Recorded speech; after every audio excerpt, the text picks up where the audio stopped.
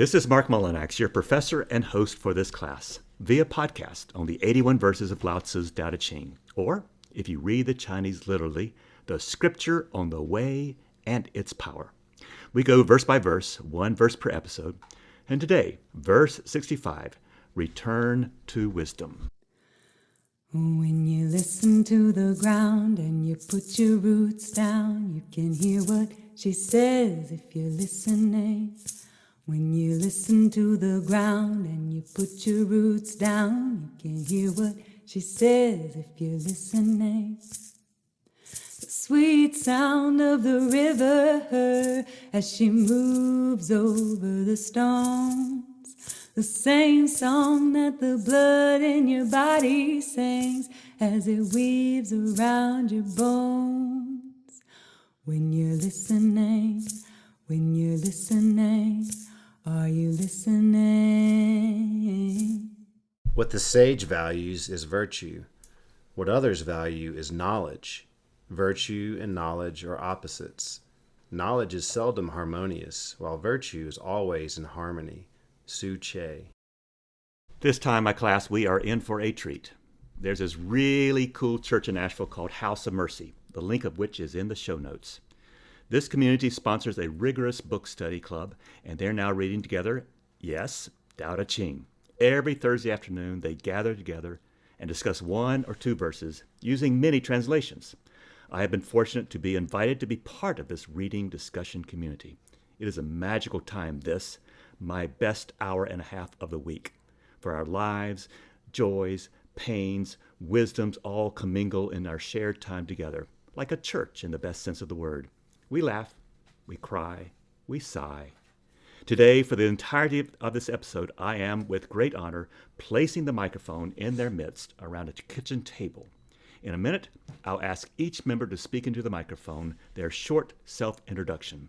Then, after I introduce this verse a bit, you'll hear the readings of, and their honest wrestling with, the commentary on verse 65. It'll be totally unscripted and unrehearsed.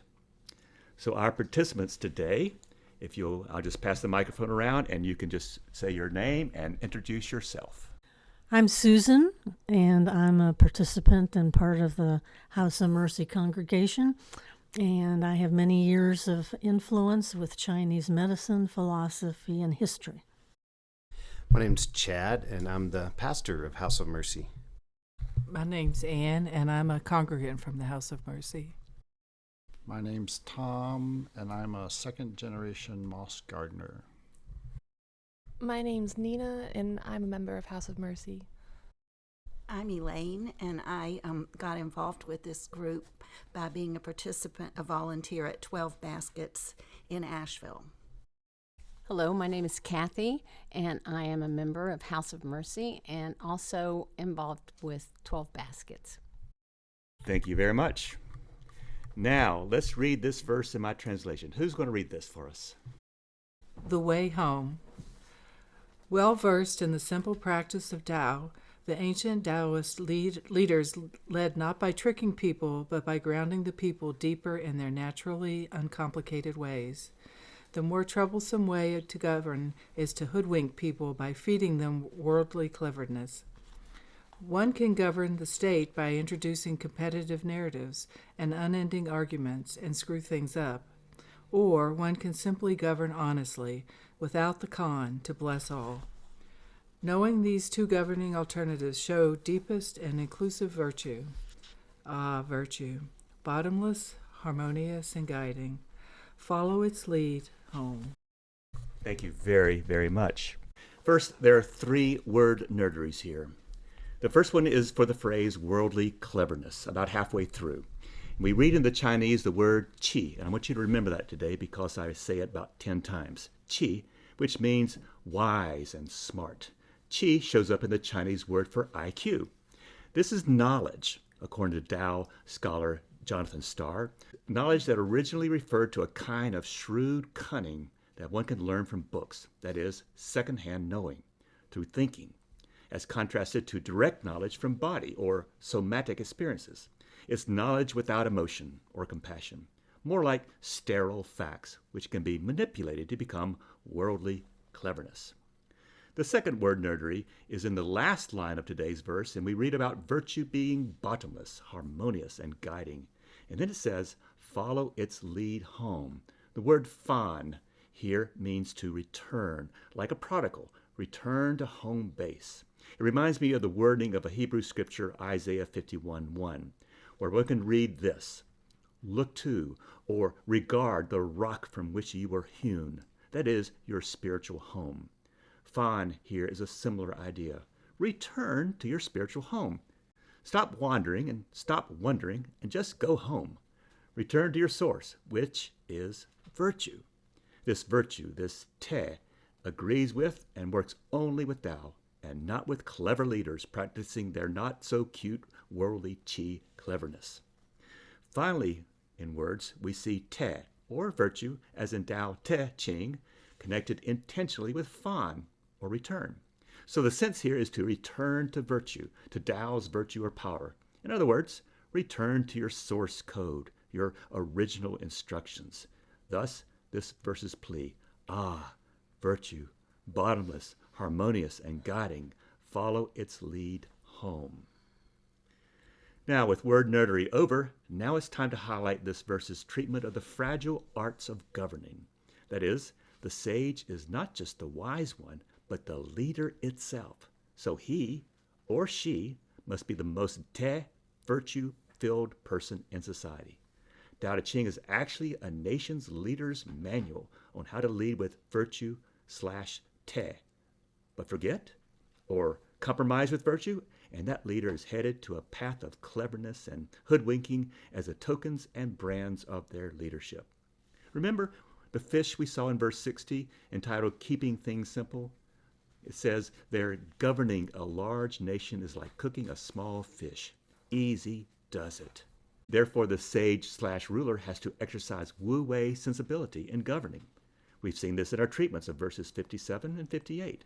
The nation-state is a delicate thing, like a fish, that can be ruined with the least mishandling.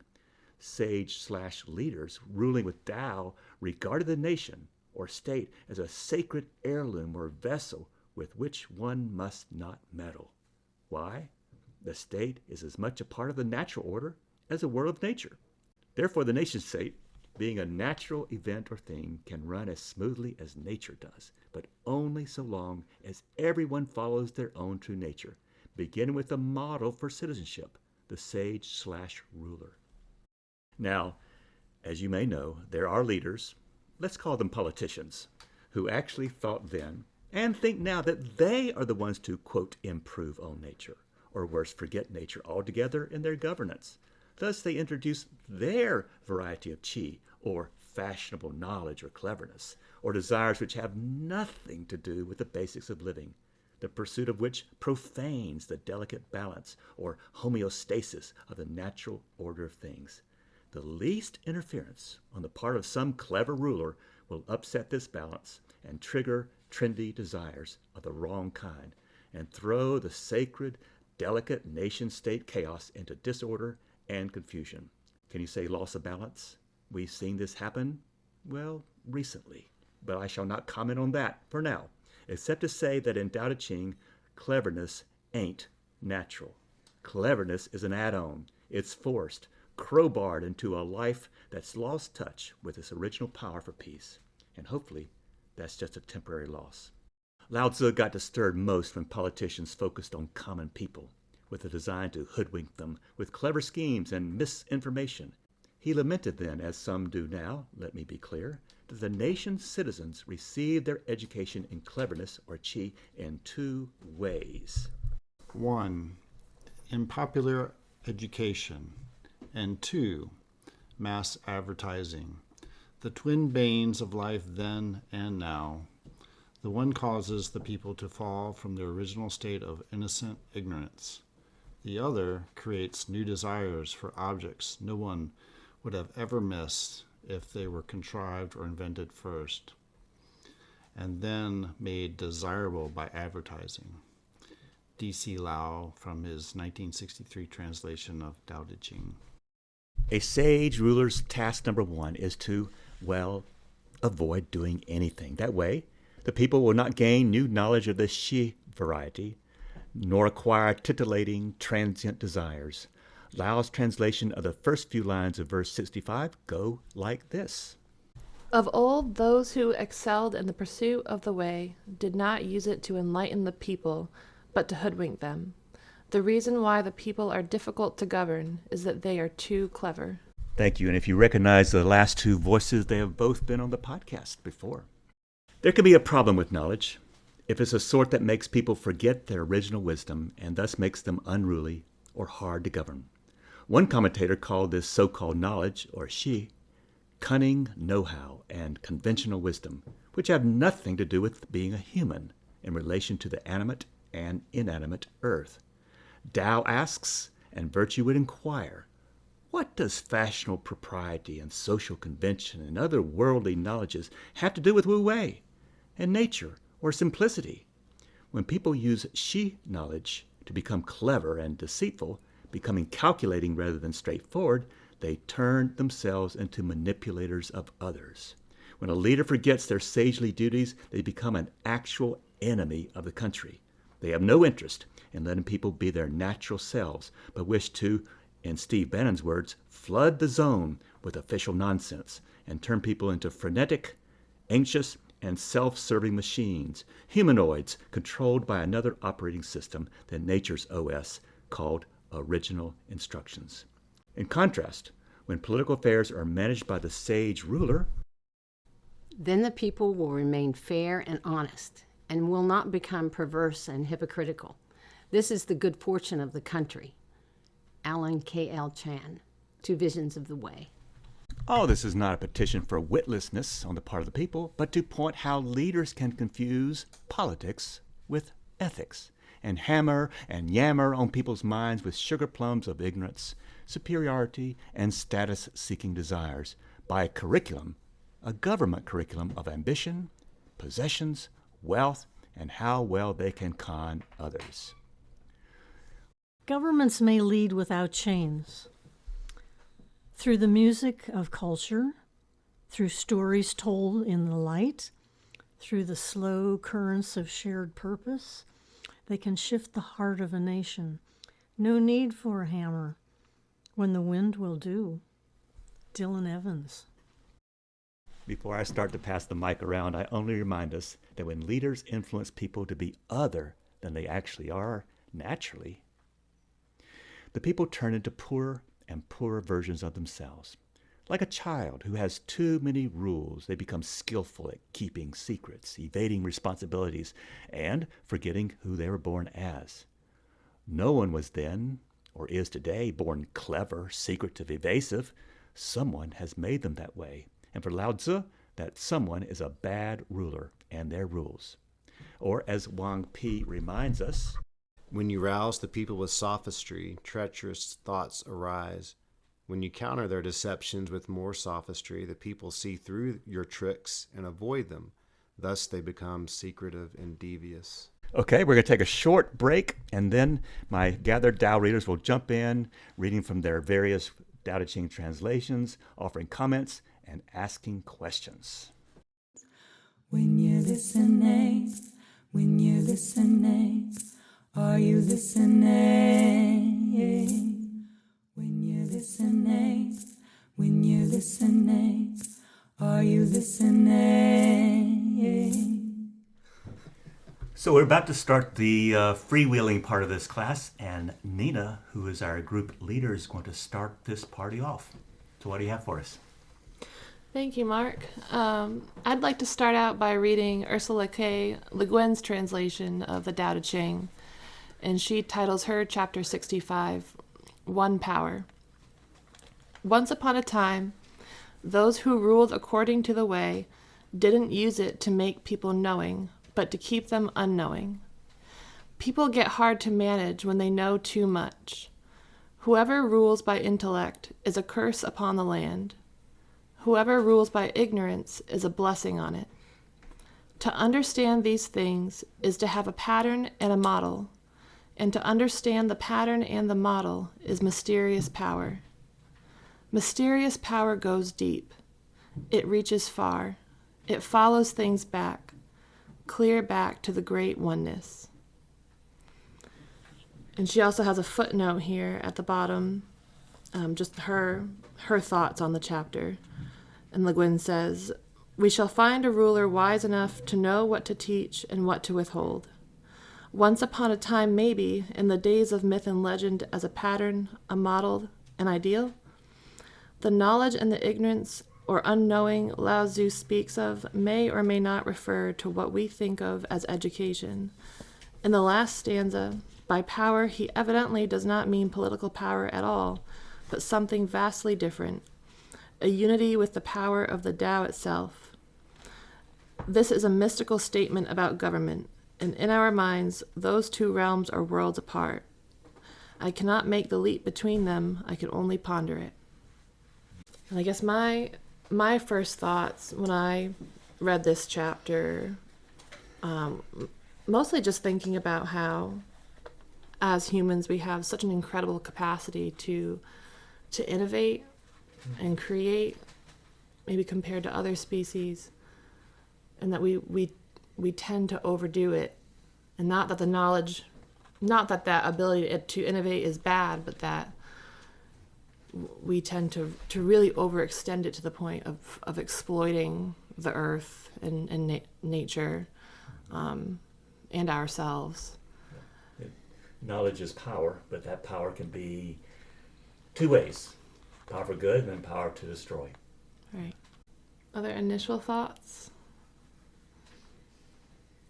I keep thinking about with this discussion relates to something that Anne and I were at last night, which was a lecture about Dietrich Bonhoeffer and his really the way Dr. Mac Dennis, who's the pastor of First Baptist of Asheville, the way he put it, he was combating propaganda and this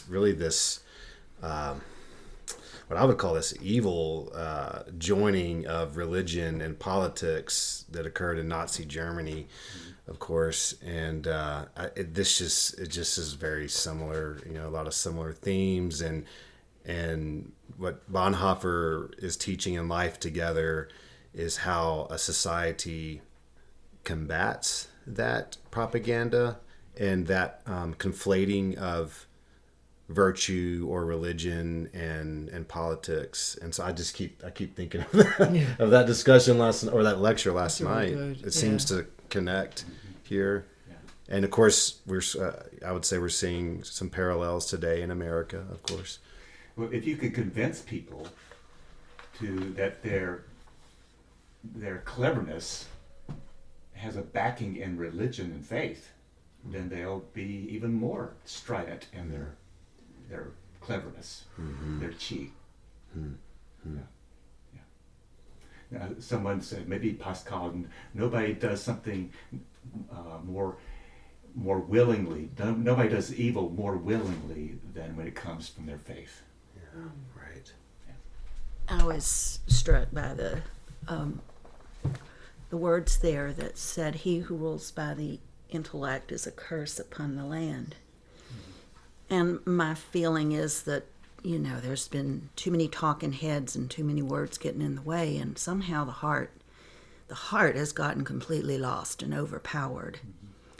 And it's scary a little bit.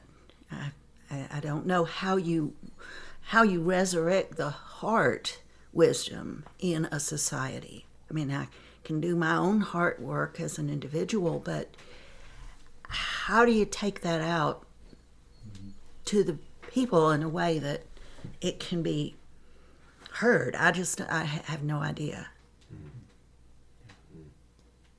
Jesus did it, but again, he was only able to make an impact over a long time on a certain segment. It feels like we need a great big huge heart opening to keep us from going over the cliff, as it were. One thing that I'm encouraged by is that in this period of Yang, it gets so big and forceful and part of the news cycle 24/7, and it just cannot sustain itself. Okay, it just cannot sustain itself. We remember 1989 when the Soviet Union just fell apart. All of a sudden, it could not sustain itself. And I'm thinking that if cleverness is like lying is temporary, because it cannot sustain itself. And so hopefully the current situation cannot be sustainable. However, there will always be somebody else to take their place. What's a Taoist to do? What's a Christian to do? Yeah, actually, when I think about that, like what's a Taoist to do or what's a Christian to do, it makes me think about Chad. And sort of when I first met Chad, when I first started coming to book club and going to House of Mercy, as someone who just has such little knowledge of, and I often feel very, very ignorant, especially now, but very comfortable with that ignorance because of the way that Chad and everyone at House of Mercy has been so inviting. And I feel like Chad's form of leadership has been, like when you preach, it feels like it really comes from the heart. It's not really preaching at people and telling people what to think or what to believe. I think you're so, like your message is so consistently aligned with your virtues, and people just follow, and they show up because it resonates. And I think that to me is this in action. And I think that is like doing the best that you can do, like as a Christian or as a Taoist or just as someone who believes in true virtue in that way. In Chinese, te or virtue actually means power. It's that power of ethical, moral force.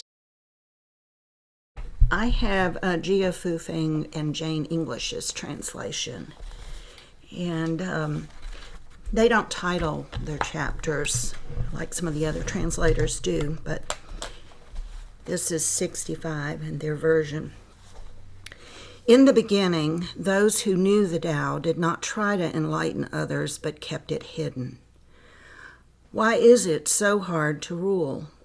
Because the people are so clever. Rulers who try to use cleverness cheat the country. Those who rule without cunning are a blessing to the land. These are the two alternatives. Understanding these is primal virtue. Primal virtue goes deep and far. It leads all things back toward the great oneness. I agree with, being about the primal virtue and all that, but I don't understand why keeping people ignorant is a value, and not letting people be who they are. That part I don't get, and they all say that. This has been my question also.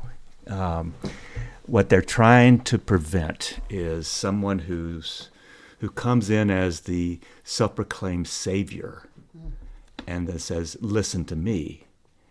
And then that kind of, crowds out any other voices and then colonizes their brain and heart to be only listening to that voice forevermore.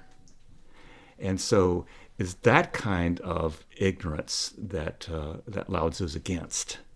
Okay, he's not saying don't let people go to school or get educated. No, but to be suspicious of anything that gets you away from your roots and Tao and that ethical power, and I've been, and this is the homework for most people, for us, but I have been lured away by this kind of chi stuff. I get caught up in things. I want something. I have these fresh desires.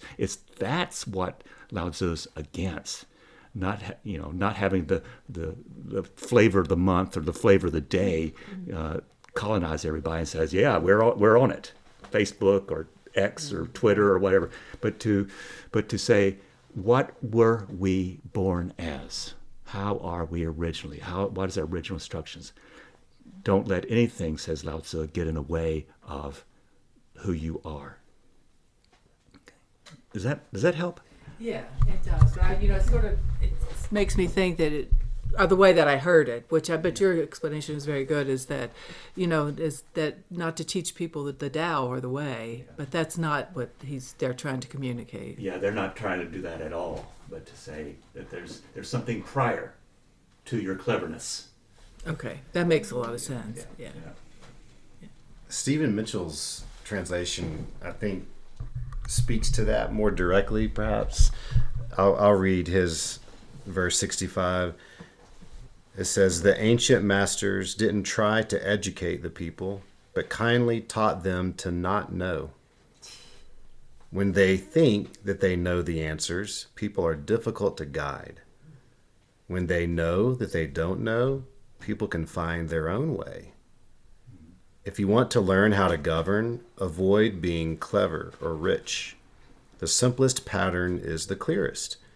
Content with an ordinary life, you can show all people the way back to their own true nature." That resonated deeply, just with this whole notion of the way to actually know is to see that first you don't know. But it's not to keep us dumb or ignorant. It's actually the way to experience reality. Let me throw an example that you've all seen and heard, and we've talked about it in this room before. When Helene hit, within hours, pop-up community tables with diapers and drinks and water and things just popped up. No government had to tell them. They were not, it was just this natural stuff that they are. And this is the natural intelligence of the people, is to be helpful, to be useful to other people. Yeah, I'm glad you asked that question, Anne, because it was confusing to me as well when I first read Le Guin's. But I also appreciate the way that Le Guin also stays so consistent, and that you kind of have to dig deep to get the answer. She doesn't just lay it out for you. But to me, that ignorance is also, just like Chad said, like acknowledging that you don't know, like not laying claim to knowing anything. And to me, it also makes me think of, like, as a leader, positioning yourself at the lowest place, like as the foundation, and that are, like governments are really supposed to exist from the bottom so that they can be, they can listen to what the people need and then supply it rather than dictating over everybody else. And I think that, to me, that ignorance is like, rather than using knowledge or cleverness to try and win people over, when you look at like election years and the way that all that, there's a lot of like propaganda and people trying to like use knowledge and their cleverness to get people to vote for them. I think that to lead from a place of ignorance is to, just like you were saying with the hurricane, Mark, let people express what they need from the government, and then let the government supply it. But also, and then the people just take care of the rest, and people just kind of gather on their own, without needing to be told what to do. And to me, that ignorance is just like the natural way of existing. You remind me of a definition of what imperial power is and does by one of my pastors named Ken Sehested. And he said that in the empire, every answer and every question has to come from above. And there is no answer except what the government says is true. So you go to the government for everything that you know to be useful or true. And that's the kind of chi that I believe is being spoken about here, that the government is telling you everything, then your natural abilities, your natural intelligence is covered over, neglected, forgotten, dismissed. I feel like, people begin to align their virtues with what the person in power is telling them. Like, even if they don't really fully align, and you see people start to like vote against their best interests, or they cry for justice, or they begin to fight against what's happening rather than, and that makes sense to me when it talks about how people become hard to manage when you rule with like secondary virtues, but also how it leads to me it seems like it also leads people to feel really disempowered. And feel very much like they don't have a choice to think for themselves, or I feel like the very natural way is meant to let people kind of govern themselves and each other. I thought of a metaphor this morning. I think it pertains to governing. The Green Revolution was a revolution in terms of like how we did agriculture in the U.S. after World War II. We had all this scientific knowledge about all these things we could do to increase production, and we went at it with all that knowledge, and we grew these amazing crops that could feed people, and we pumped in lots of nutrients into them, and it was very bountiful. And but what we didn't realize as we used these techniques is that it was basically creating these wastelands, not only ecologically, but the soil which sustains the crops became poorer and poorer and poorer over time. And we're realizing these old techniques, which are now becoming new and trendy again, are to actually allow the land to live. It just reminds me how we can be clever, but it really is a very small facet of knowledge that we think we have, that we have when we think we know it all. And really there's this really rich array of things that we don't know when we think we know. And as a result, the world that we create becomes depleted and dies slowly. Whereas if we can be curious and kind of listen to people or listen to the earth, we can start to hear new things. And oh wow, this creature interacts with this creature. Oh wow, if we do take this waste and put it here, it become a resource. And it just helped me clarify a little bit about kind of these two stark worldviews. Like one can lead to a very depleted world, and one can kind of enrich it.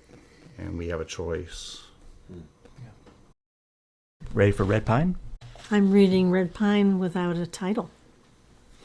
The ancient masters of the way tried not to enlighten, but to keep people in the dark.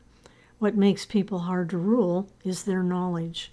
Who rules the realm with knowledge is the terror of the realm. Who rules without knowledge is a paragon of the realm. Who understands the difference is someone who finds the key. Knowing how to find the key is what we call dark virtue. Dark virtue goes deep, goes far, goes the other way, until it reaches perfect harmony. From Ho Shang Kun, a comment. Deference refers to with knowledge and without knowledge. Once you know that knowledge spreads evil and lack of knowledge spreads virtue, you understand the key to cultivating the self and governing the realm. Once you understand the key, you share the same virtue as heaven, and heaven is dark. Those who possess dark virtue are so deep they can't be fathomed, so distant they can't be reached, and always do the opposite of others. They give to others while others think only of themselves. Boom. Yeah, that's great. That's great.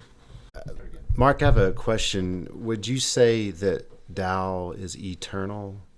I won't call it everlasting. Yeah, I would call it everlasting and eternal. Everlasting is clock time, that you measure with calendars and years. Eternal is a quality of that time. And so I would say that in Tao, both coalesce. That as you live out your quantity of days, then the quality of those days are also high if you are connected with Tao. Does that answer? That's brilliant. I ask because, kind of back to Elaine's thought earlier, it seems what we're learning as we're reading the Tao Te Ching is that if we just stick to the way, even in small groups like this, or it could be a church or 12 Baskets Cafe,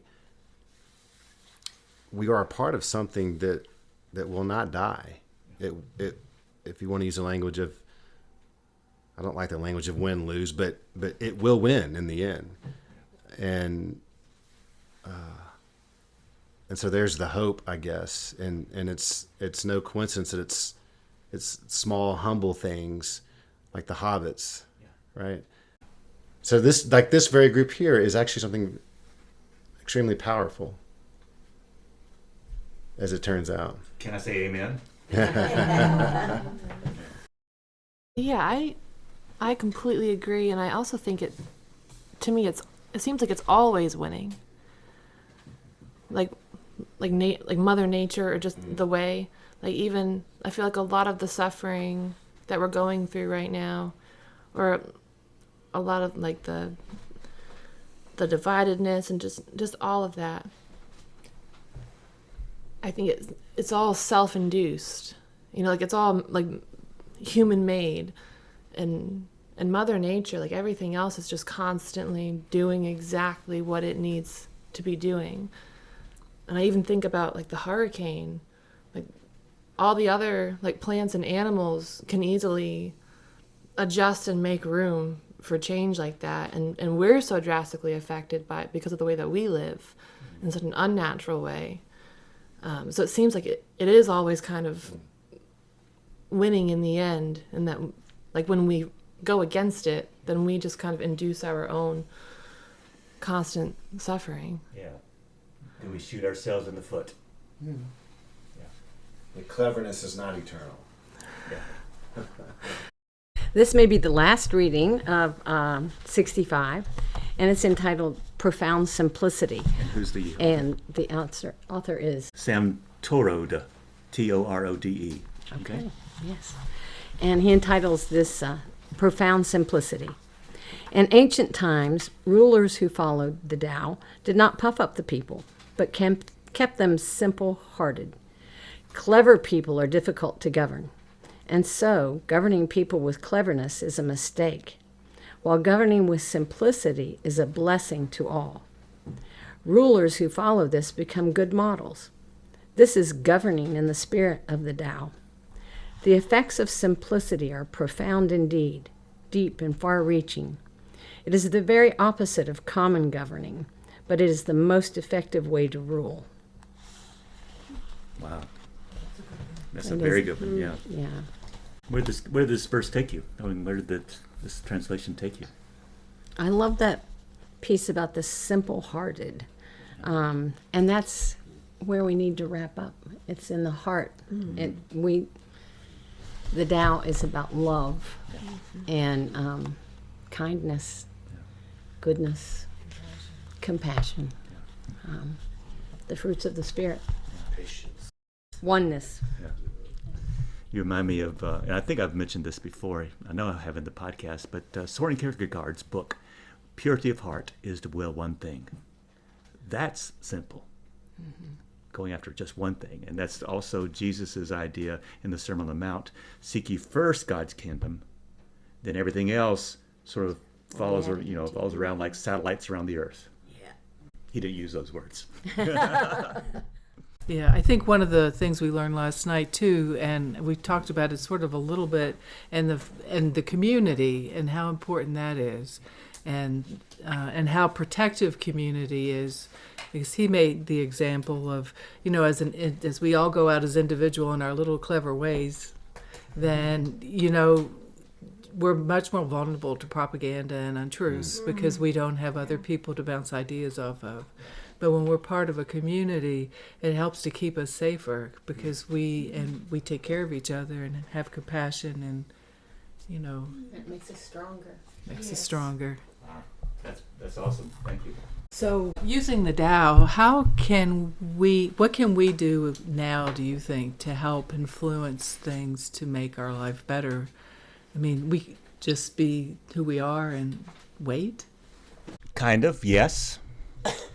But we live in society, and so we have to have this back and forth dialectic, this conversation back and forth with the powers that be. We cannot avoid it. There's this dialectic, and I think that we could learn by coming to a book club like this every week, or studying Tao every day, or studying your particular faith every day, and getting grounded in that, and then finding other people who are similarly grounded, and then you become like my father would demonstrate with the charcoal fire, and he'd have a big blaze up there, and it's all just hot, and then he'd take the tongs and remove one briquette and put it aside for 10 minutes. And he said, "Mark, hold out your hand." And I said, No. And it was cool. Wow. So there's power in staying together.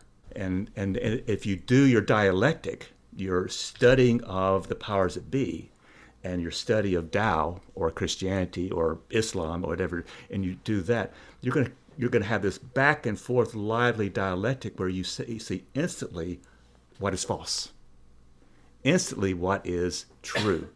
Because you're in a group that's just got like this cloud of knowledge, but not cleverness, but knowledge of who we began as, who we are right after we're born, and we come back to that. That's that return, that return back to who we are.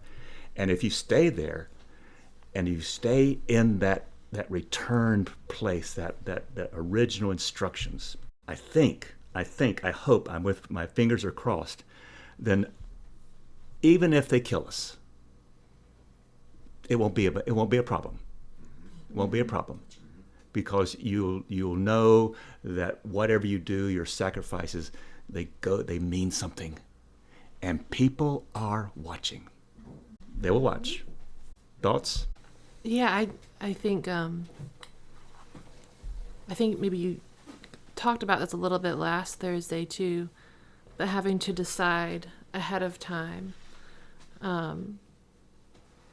what your convictions are, so that when you're faced with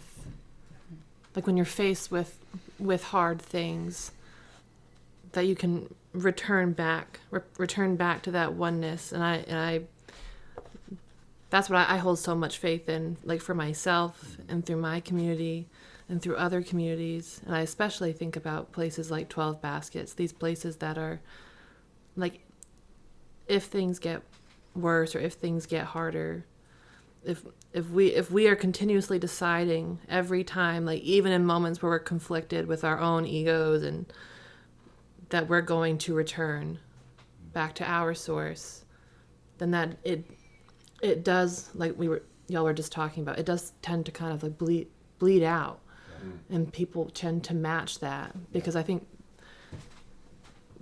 that is like that is unity, and that everyone does, even when they're in their worst states. I think that is at their core, like what people are. That's what, like that's who we truly are. So it makes sense that even if we continue to like align ourselves, it tends to like a domino effect. So any pithy one-liners to conclude us up with? Anybody want to sort of say something that they haven't said yet? Something clever. Like Nina said, returning to oneness. Returning to oneness, yeah. It's infectious. And what is your one? What is your one? Can we articulate what that one is? That's the evangelical in me saying that. Are you looking for an answer? For a word? I'm looking for anything you want to say. I think I'd say the one is God, and we know and experience God and oneness with God through each other. All right. Well, anybody else? Y'all been awesome. I am so thankful for everybody's voice, your courage, your ability to find your voice even though it may shake. So thank you for this awesome class.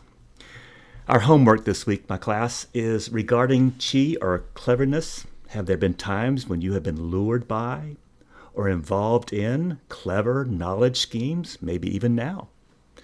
So my suggestion is write them down, post them around your living space as reminders, and then remember that you were not born clever. Finally, as I like to do, I like to end with a child-friendly version of this verse. And if anybody'd like to have the mic to do this. The way home. Long ago, wise leaders kept life simple. They didn't use tricks. They helped people stay true to their natural ways by governing wisely and doing only the necessary. Some leaders try to rule with fancy words and clever ideas, but that only confuses people. Trying to lead by clever tricks just makes a big mess. The best way is simple and honest. A leader can choose to fill people's heads with misleading magic tricks, or lead with kindness and truth, making life better for everyone. True wisdom follows the natural path of virtue, deep, steady, and bright like a guiding star. Follow it, and you will always find your way home. This free podcast is a production of many. Thank you, everyone around this table, for your voices and your preparation, your being here, and your bravery. We also remember Audrey for her artwork, and remember Molly for her free use of her song and voice. Fortress Press holds the copyright for quotations from my Tao Te Ching translation used here today. May your days begin in virtue peace, and become the times when your days meet eternity, like every day. When you're listening.